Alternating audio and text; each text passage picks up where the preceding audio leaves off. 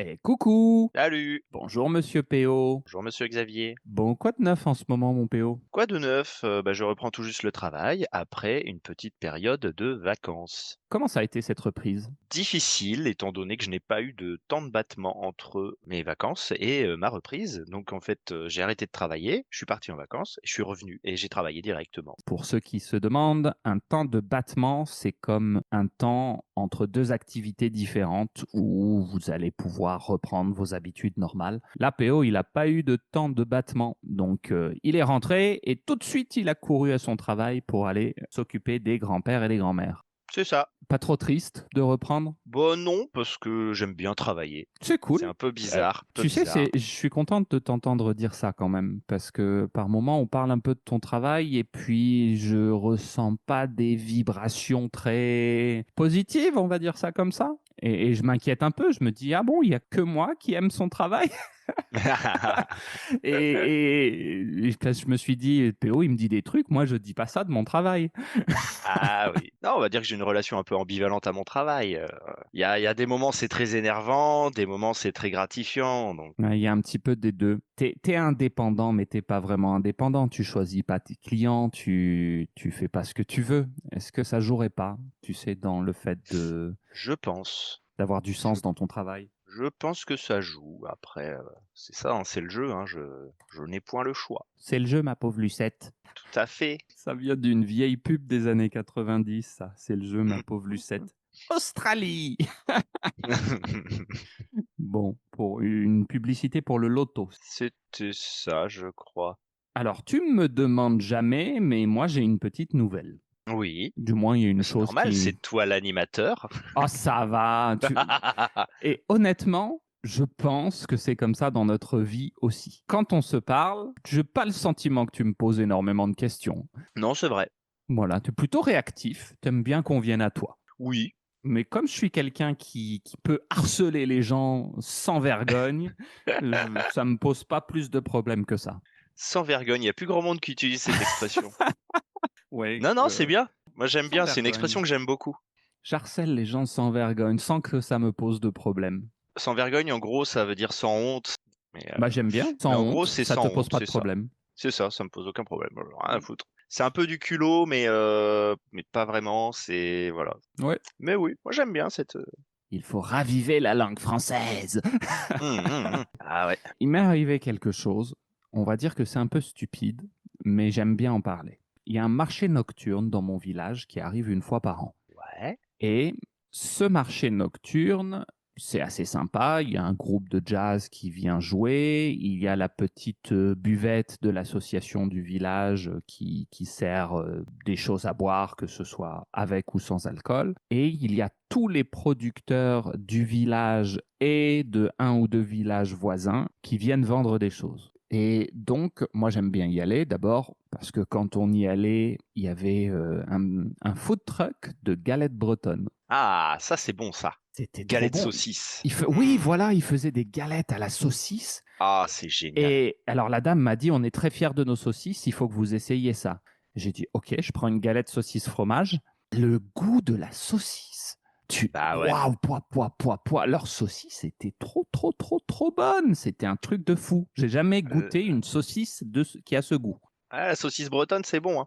Et elle m'a dit, on a passé un temps fou pour trouver ou pour sélectionner la bonne viande pour nos saucisses. Ah ouais. Et donc, elle a insisté, elle a dit, si vous voulez prendre une seule galette, prenez la galette saucisse. Et qu'est-ce qui s'est Grand passé dans classique. cette petite fête du village? On a pris des bricoles à droite à gauche, on a pris à manger, on a profité de la musique. Ma petite fille est très contente à chaque fois qu'il se passe des choses. Et il y avait une personne qui habite dans le village à côté qui faisait des céramiques à la main. Ah. Et il y avait une céramique, elle était trop belle. Elle était marron clair sur la partie céramique et blanche, nacrée, Mhm. presque comme presque marbré, tu vois, d'une certaine façon, un espèce de blanc beige ivoire sur la moitié de la tasse et l'intérieur. Au toucher, elle était trop douce. Elle m'a fait envie, cette tasse. Tout de suite, j'ai dit, je veux cette tasse. Ça faisait déjà des années que je me traînais avec une vieille tasse qui était à moitié cassée et que j'ai jamais changée. Et ça faisait aussi peut-être 6 mois que ma fille cherche une tasse pour moi. Et à chaque fois qu'elle va dans un magasin, même à sa mère, elle lui dit, est-ce qu'on peut regarder les tasses pour voir s'il y en aurait une pour papa? Oh, Elle est papa, adorable. Elle est adorable de penser à moi comme ça. c'est mignon.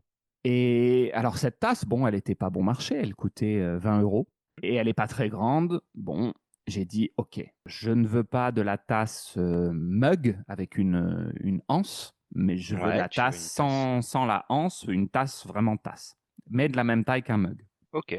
Je l'ai acheté, Mhm. 20 euros. Et je dis, le prix, je m'en fous. J'ai dit à plusieurs étudiants, si elle avait coûté, attention, Attention. plus que parfait, et conditionnel passé pour l'hypothèse sur le passé. Si elle avait coûté 30 euros, je l'aurais acheté quand même. La question, c'est quel aurait été le prix limite auquel tu l'aurais acheté? Proche de 50, je pense. D'accord. Parce que, Ok. alors, c'est pour ça que je trouve que le sujet est intéressant. C'est un peu le principe de l'étincelle, tu sais, de Marie Kondo. Euh, oui, je connais Marie Kondo, mais je ne connais pas le principe de Alors, l'étincelle. Marie Kondo, pour ceux qui ne connaîtraient pas, c'est une dame japonaise qui a fait une émission sur le rangement qui se passe souvent aux États-Unis, ou toujours aux États-Unis, il me semble. Elle aide les gens à savoir ranger et mettre de l'ordre dans leur maison. Et alors, le principe de l'étincelle, c'est qu'il ne faut pas que tu croules sous les objets. Il ne faut pas que tu aies des quantités incroyables d'objets et que tu saches plus quoi en faire et que tu aies aucun attachement à ces objets. Il faut que tu aies un objet, mais qui te procure une joie énorme à chaque fois que tu l'utilises. Donc, c'est pas grave si tu achètes une tasse, je sais pas, 80 euros, mais quand tu l'utilises, il faut que tu sois heureux. Si quand tu prends ta tasse, tu te dis, oh, elle va coûter 80 euros, non, ne le fais pas. Mais si Ah bah quand oui. tu prends ta tasse, tu es heureux parce que ta tasse est belle, la sensation enfin, c'est confortable, c'est doux au toucher, etc. Dans ce cas-là, fonce. Bah ouais. Mais une seule. Bon, ça c'est le Ça principe s'entend. de l'étincelle de Marie Kondo. Donc pendant toute une semaine, j'étais là avec ma tasse, à boire mon petit thé, à boire de l'eau. Ma tasse était belle, je la touchais tous les jours, elle était chouette. Alors, qu'est-ce qui s'est passé après une semaine? J'ai regardé un truc qui parlait d'un hygiéniste, là, une interview, et puis j'ai commencé à me dire, oh, il faut pas que tu utilises une éponge parce que c'est sale, et j'ai commencé à essayer de nettoyer cette tasse avec mes mains, mais elle avait des traces de thé qui étaient déjà Ah oui, dessus, et ça partait pas quand je frottais avec mes mains. Donc j'ai dit, bon, je c'est suis tenace. obligé d'utiliser une éponge malgré le fait que ce soit très sale.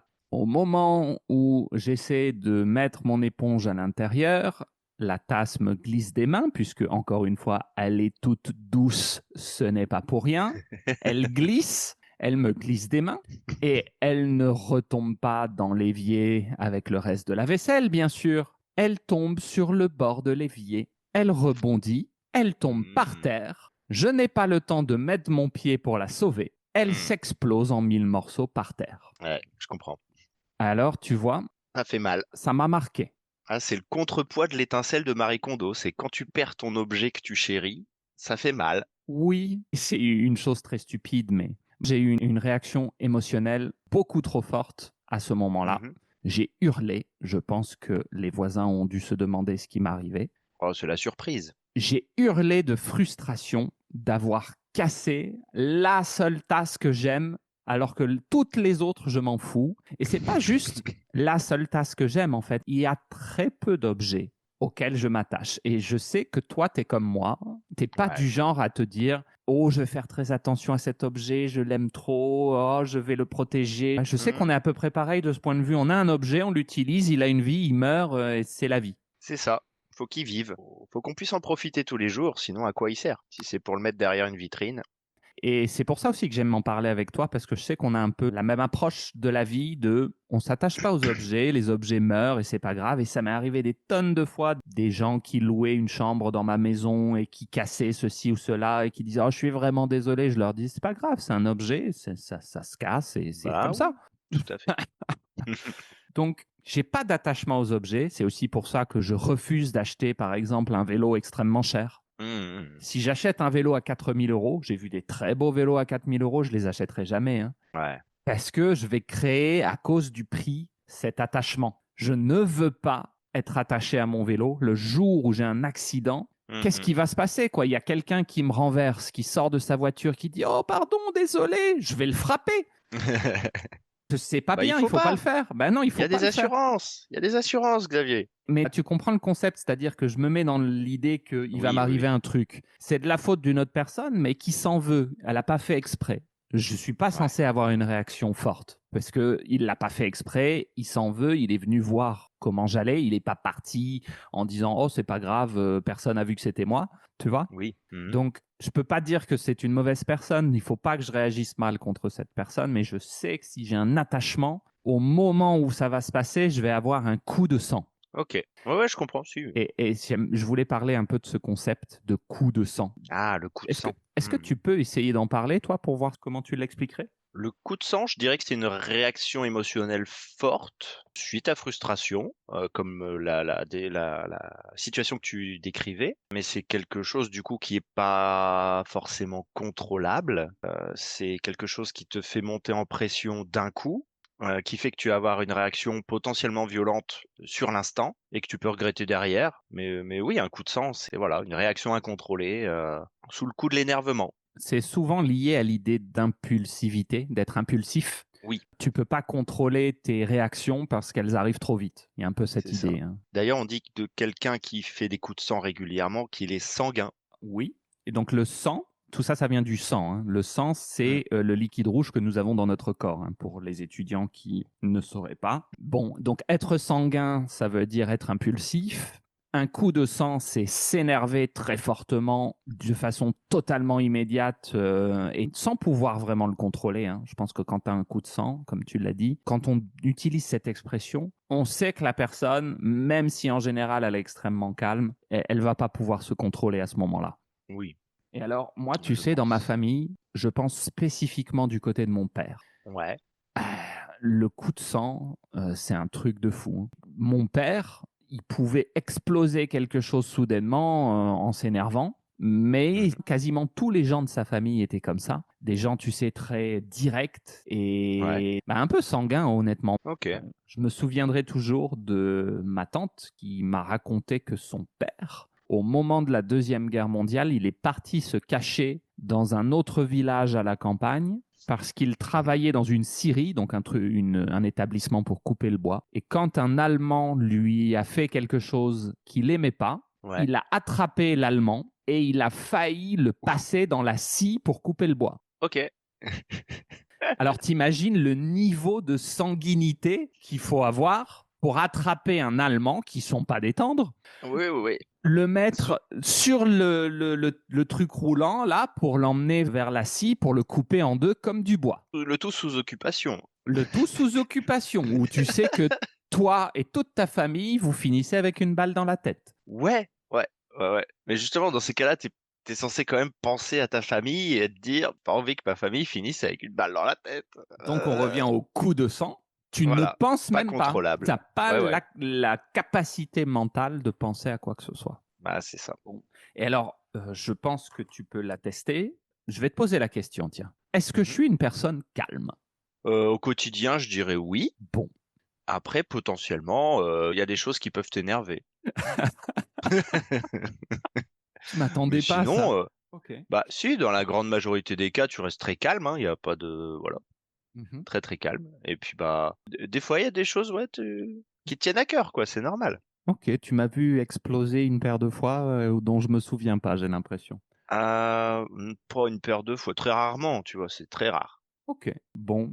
Alors, je pense que tu vois, mon calme, moi, je l'assimile beaucoup au tempérament de ma mère. Mais il y a des petits moments comme ça où j'ai des coups de sang et je sens que je contrôle rien. Il se passe rien dans ma tête. Il y a que de la colère et il faut que l'énergie, elle passe quelque part parce que sinon, ça explose. Ouais. Et Mmh. souvent, ces coups de colère sont orientés vers des objets. Je OK. me mets rarement en colère contre des gens.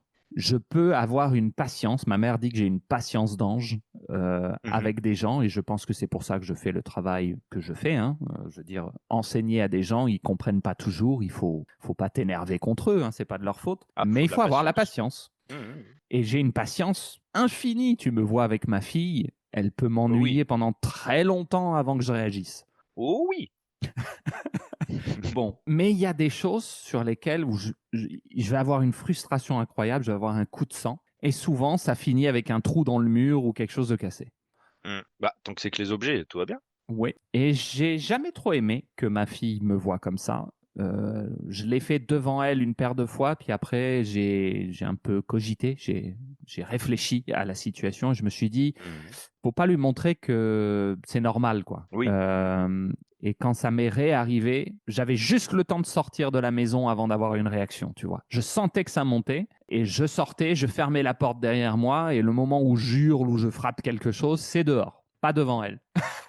Ouais, ouais, ouais, tu raison. Bon, et je suis assez fier de moi, tu vois. J'ai cassé cette tasse que j'adorais, et je pense que j'ai un gros problème en ce moment avec le fait, tu sais, de perdre des choses, Oui, hein. je comprends. Je t'avais parlé du fait que j'ai beaucoup de mal à voir ma fille grandir parce que Bah oui. dans ma tête, c'est toujours un bébé, et c'est compliqué pour moi d'accepter ça. Et ouais, il y a un espèce de laisser-aller que j'arrive pas à avoir, et j'ai des choses comme ça qui s'additionnent un peu dans ma tête. Et au moment où j'ai cassé cette tasse, je pense que c'était un peu aussi l'expression de mes frustrations générales. Oui, oui, oui. Il y avait pas que ta tasse, dans la réaction. Ouais, ouais, bah j'ai été stupide, hein. J'ai attrapé un balai et j'ai explosé une porte de placard, complètement explosée. Elle est fendue en deux. Bon, Gratuite. Bon, c'est tout, ouais, hein. ouais, bon, bah écoute, ça m'a coûté plus cher que le prix de la tasse. Je suis pas fier de moi, hein, parce que c'est stupide. Mais franchement, sur le coup, je voyais pas comment ça aurait pu se passer autrement. Oui, non, bah, c'est tout. Faut pas regretter, hein. Non, bon, j'étais pas devant ma fille, donc tout va bien. Pour finir cette petite histoire, juste une histoire de tasse, t'as vu comme c'est long. Oh bah, c'est une histoire, hein, faut le temps que ça se raconte. J'ai utilisé ma tasse seulement une semaine. Au final, j'ai recontacté la dame qui faisait ces céramiques parce qu'elle habite le village d'à côté, mais elle habite dans un coin. Je sais pas si les gens se rendent compte, mais quand on dit un village, ils pensent que le village, c'est le centre du village qu'ils traversent. Ouais. Mais en fait, c'est vachement grand. Si tu regardes, par exemple, mon village sur une carte, sur Google Maps, c'est super grand. D'accord. Et il y a plein de maisons, tu sais pas qu'elles existent, elles sont vraiment cachées. Ah, elles sont peut-être à la périphérie du village, mais elles font partie du village et C'est ça, c'est dans la zone du ouais. village, l'adresse c'est le village, mais elles sont vraiment planquées. OK. Planquées, archi planquées. Et alors cette dame, elle habite juste à la sortie du village, au début du village suivant. J'ai fait 6 kilomètres pour aller chez elle. 6 kilomètres. Oui, et c'est juste à la limite de mon village. OK. Tu C'est resté c'est- dans ton petit village, mais tu as dû faire 6 kilomètres pour aller voir, c'est ça. grand-mère. Je lui ai dit, ouais, mais je suis du village, je passe vous voir, je voudrais racheter la même tasse, je suis triste d'avoir cassé l'autre. Ouais. J'ai fait plus de 6 km 2, je crois, j'ai regardé mes statistiques, 6 km 2 pour aller chez elle. Et pour y aller, j'ai traversé des forêts avec des cailloux. C'était des petits chemins, et elle m'avait dit, la dame, utilisez pas votre GPS, utilisez Waze, Ah, parce que sinon vous pourrez pas accéder en voiture, il va pas trouver. Il va vous donner des chemins qui traversent des champs, qui sont des zones privées, enfin, tu vois, ça marche pas. Et moi j'ai rigolé, je dis c'est j'ai fou jamais ça quand utilisé même. Waze parce que Waze c'est pour les embouteillages, et moi j'ai jamais connu Oui. les embouteillages. Bah oui. Je suis allé jusque chez elle pour racheter une tasse qui est pas aussi jolie que la première parce qu'il y a un peu moins de blanc et on voit à travers la céramique. Mais Ah. bon, j'ai quand même racheté une tasse. Voilà, voilà ce qui s'est passé dans ma vie. Quelle expérience, hein? Incroyable. Non, Est-ce mais que tu as c'est eu des trucs comme ça où tu as eu un attachement à un objet, et ça t'est ou arrivé? Est-ce que tu as déjà été très attaché à un objet? ah, je cherche, j'ai juste, un bol, enfin, en céramique, que j'ai ramené de Nouvelle-Zélande, un truc fait main aussi, mais que j'ai acheté, tu vois, dans un second hand shop, enfin, il y a comment ça Un s'appelle? magasin, une boutique d'occasion. Oui, voilà, un magasin d'occasion, mais tu sais, genre, l'Armée du Salut, machin, tu vois? C'est des trucs qui coûtent pas cher. Je m'habillais là-bas, je m'achetais, tous mes ustensiles de cuisine là-bas et cetera et du coup, ça m'a coûté 1 dollar, mais j'y suis attaché, tu vois? Donc le jour où je le casserai, parce que ça arrivera un jour, bah, je pense que j'aimerais pas trop. Ok. Après, je sais pas encore quelle réaction j'aurai, mais je Ta planche pense de que vu paddle. vu que je l'ai fait durer longtemps quand même, je pense que je relativiserai. Voilà. Ma planche de paddle, oh, elle a déjà été cassée plusieurs fois. Je l'ai réparée, voilà. Ça t'a J'y rien tiens fait? moins. Tu tiens Bah, moins, ok. si, ça m'a frustré quand même parce que en plus c'est pas moi qui l'ai cassé, tu vois. Je l'avais laissé, on avait un local à l'époque avec l'association. On avait un local et on pouvait laisser notre matériel. Comme ça, c'était tout de suite à la plage. On avait juste à se pointer au local, on prenait notre matos, on allait à l'eau. Et résultat, bah, il y a quelqu'un qui me l'a emprunté, puis qui me l'a bien amoché, quoi. Donc là, Ouais. suite à ça, bon, j'étais un peu Il te l'a énervé. remboursé quand même, parce que Non, c'est parce que lui je qui te sais pas l'a. qui c'est. Non, non, c'était Ah, il a rien en. dit, le Ah bah oui, il a bâtard. rien dit, il a rien dit, bah Oh, bien le sûr. salaud. Oh, la Bah, quand tu vache. vois le prix d'une planche de paddle, voilà quoi. Après, il y a Ouais, il y a l'assurance responsabilité civile, hein, ouais, faut faire un geste, quoi. mais les Mais gens, tu ça les dis, emmerde toujours plus. Ils se disent, si je dis rien, bah, je serai pas emmerdé, c'est tout. ouais, ça me pose problème, ça. Je me souviens qu'il y avait une collègue à Montpellier. Elle m'avait dit que dans sa voiture, elle avait fait, je crois, une marche arrière ou je sais pas quoi. Et elle avait tapé dans le pilier, sûrement, tu sais, d'un abri d'une maison. Donc, genre une terrasse ombragée, il y a un pilier, tu vois, vraiment Ouais, collé un à la maison. carport, ouais, on appelle ça un Et carport, je crois. elle s'est rendue compte que le pilier, il était complètement, on va dire, déchaussé. Donc, il Ouais, avait plus appui dans le sol et elle s'est enfuie. ok. Elle n'a pas laissé de mots, elle n'est pas allée taper à Ah, la porte, elle n'a rien fait, elle s'est barrée. Et elle m'a dit un elle peu a en dû bien taper rigolant, dedans quand même. oui, elle m'a dit un peu en rigolant que ça la faisait pas trop rire, mais elle essayait d'y mettre un peu de forme, je pense, en rigolant. Mhm. Qu'elle avait vu ensuite dans le journal qui faisait un appel à témoins pour Ah oui, chercher qui d'accord. l'avait fait. Ah ouais, bon. Et elle a vu que ça m'a pas fait rire.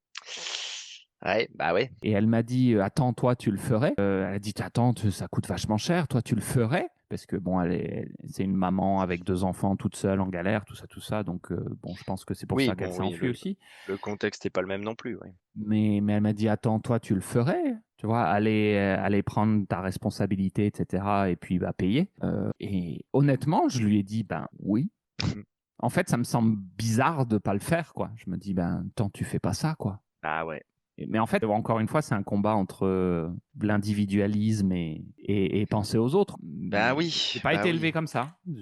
Mais et puis c'est surtout qu'aujourd'hui, on a quand même tous une responsabilité civile, une assurance responsabilité civile qui couvre ce genre de truc. Quand tu abîmes quelque chose qui appartient à quelqu'un d'autre, bah on a des assurances pour ça. Donc Tu payes une franchise parce qu'il faut payer pour faire marcher ton assurance. Et puis après, tu auras sûrement des malus. Donc, tu vas payer plus oui, chaque mois parce qu'il t'est arrivé quelque chose. oui, mais c'est Mais quelque chose voilà. qui est sensiblement indolore. Une responsabilité civile, c'est 10 euros par mois. Mm. Bon, Par 2 fois, voilà quoi. d'ailleurs, j'ai payé des malus Ouais. alors que c'était pas mon problème. Eh oui, bah voilà. C'est-à-dire que ma femme, elle avait tamponné une autre voiture. Une fois, je sais plus pourquoi, voilà, la personne était directement là. Une autre fois, c'est ma mère qui était allée laisser un mot sur la voiture de la personne. La personne a été très reconnaissante qu'on laisse un mot. Ouais. Mais Bah honnêtement, c'est quand on tellement est allé la surprenant. voir, bah oui, mais honnêtement, quand on est allé la voir et quand on a vu la voiture, je me suis dit, ça, à mon avis, c'est pas ma femme qui l'a fait. Ah, Tu vois, c'était bien pourri depuis longtemps, sa voiture. Il y avait un gros problème. Et je dis, non, non, ça, à mon avis, c'est un accident antérieur. ouais. Mais bon, Ok. écoute, c'est fait, c'est fait. Oui, ils ont voulu faire passer autre chose sur le truc, quoi. Ils ont voulu faire passer un accident antérieur sur cet accident-là. Bon, donc je me suis tapé des malus alors que j'ai jamais eu d'accident. Hum, hum, hum. On va essayer de finir ce petit podcast pour vraiment parler de choses pas importantes hein, cette fois-ci. Ouais. J'ai fait un achat compulsif. Mhm. Tu vois, mon étudiante, elle me parlait du fait qu'elle aimait bien regarder le Tour de France. Ouais. Moi, j'aime pas trop regarder le Tour de France parce que je suis pas un fan de compétition, tout simplement. Ouais. Mais j'adore regarder des gens du point de vue de leur vélo. D'accord. Et je regarde beaucoup de vidéos de gens qui font des tours à vélo et on voit le paysage, mais on va dire soit de leur point de vue, soit du point de vue de leur vélo. Ouais. J'ai fini par faire un achat compulsif. J'ai acheté une caméra pour filmer mes sorties à vélo. Ah oui. Ok. Je comprends. Je crois que je devrais culpabiliser et me fouetter parce qu'il ne faut pas dépenser autant de sous pour des choses digitales. Bon, tu sais, moi je relativise maintenant. Je me dis que dans tous les cas, c'est baisé. On Bon, ira jusqu'au bout. On ira jusqu'au bout du modèle, t'inquiète, tout va bien.